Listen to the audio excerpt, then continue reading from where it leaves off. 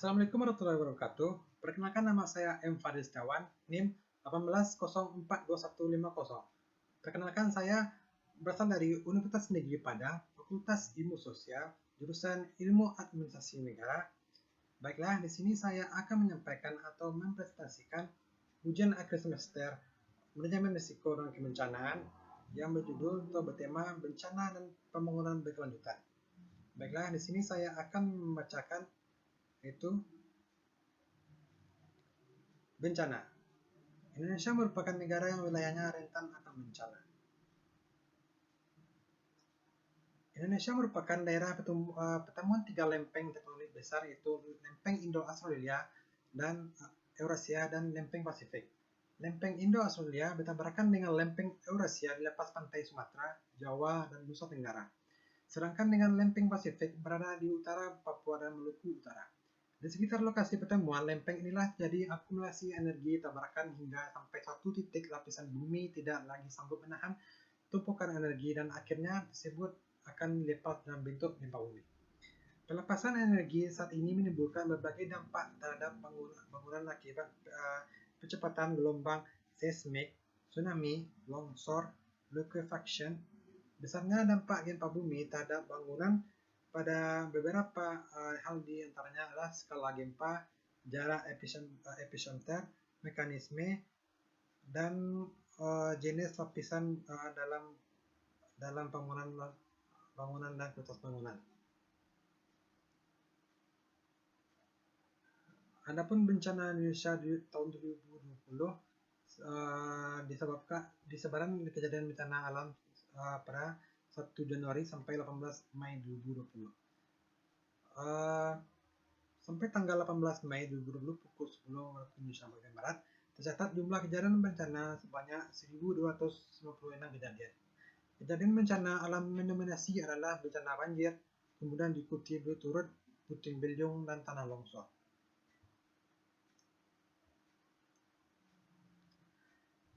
Selanjutnya itu dampak bencana terhadap pembangunan.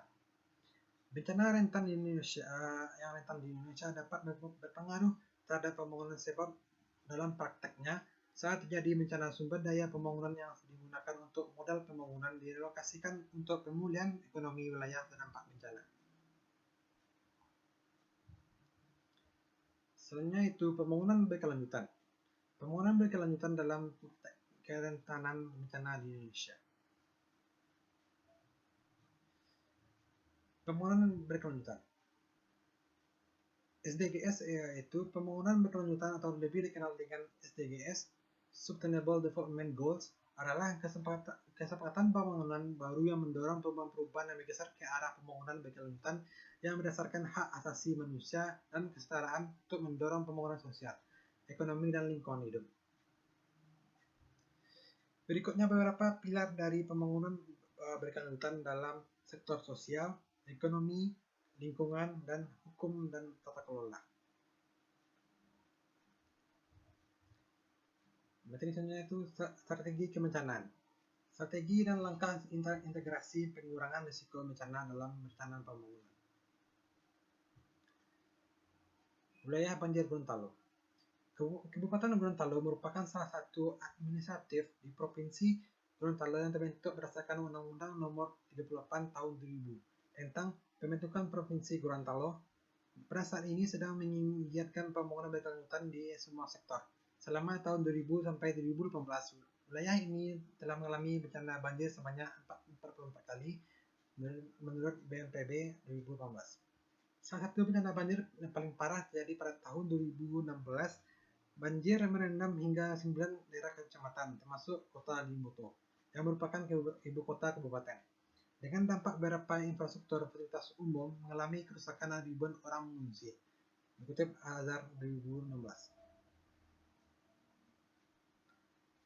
Dalam penanggulangan bencana diperlukan sebuah koordinasi berbasis sumber daya publik, yaitu adanya saling kerjasama antar lembaga atau instansi pemerintah, akademisi, serta masyarakat sesuai dengan peran tugas masing-masing menurut Patoraman 2015. Oleh karena itu, pelaksanaan pembangunan berkelanjutan di Kabupaten Gorontalo membutuhkan sebuah perencanaan yang mengatasi koordinasi penyelenggaraan pengurangan risiko bencana dengan berbasis sumber daya publik yang tersedia.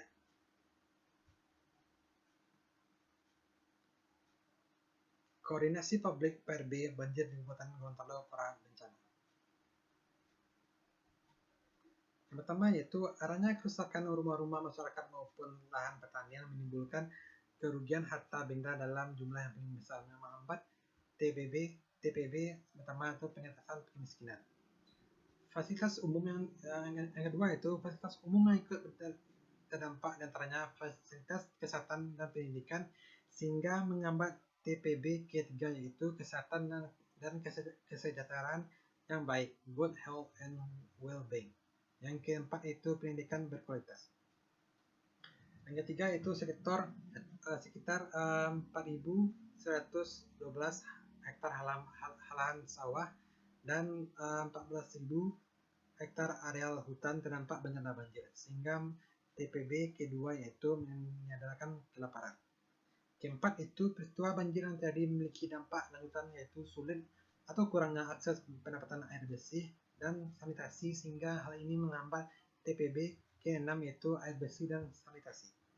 Yang kelima yaitu adalah kerusakan beberapa sarana transportasi jalan dan jembatan hingga tempat usaha, pabrik, kios dan sebagainya. Juga menyebabkan keterlambatan pertumbuhan ekonomi dan lapangan usaha yang tepatnya TPB ke-8 yaitu pekerjaan yang layak dan pertumbuhan ekonomi.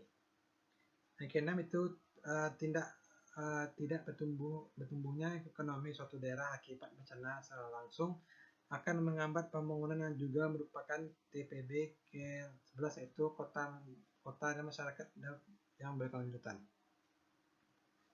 Yang ketujuh itu bencana banjir merupakan peristiwa terganggunya kehidupan dan penghidupan masyarakat daerah yang terdampak dan akibat dari hal ini adalah terhambatnya TPB ke-15 yaitu kehidupan di atas bumi. Selanjutnya itu koordinasi publik PRB banjir di Kabupaten Gorontalo saat bencana.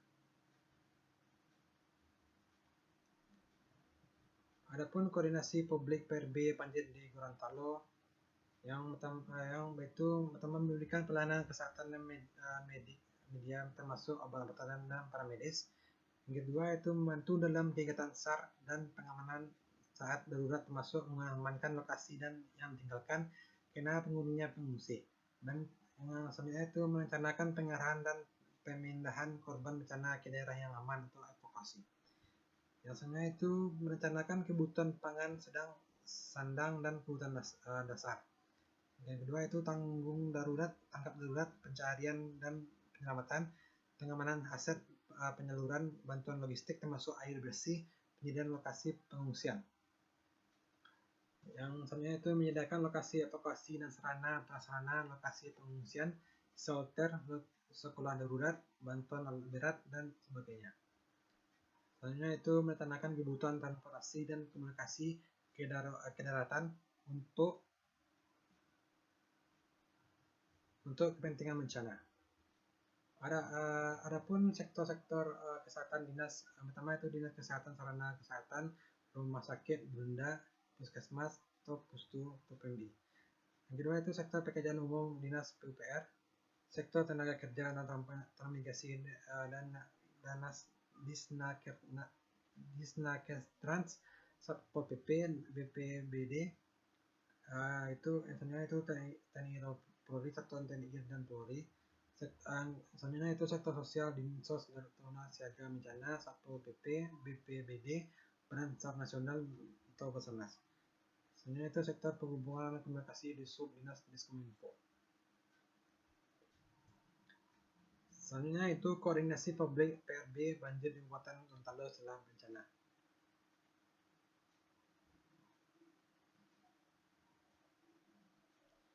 Itu koordinasi publik PRB banjir di Kabupaten Gorontalo. Pertama, memberikan pelayanan kesehatan dan medis termasuk obat-obatan dan para medis, juga trauma healing.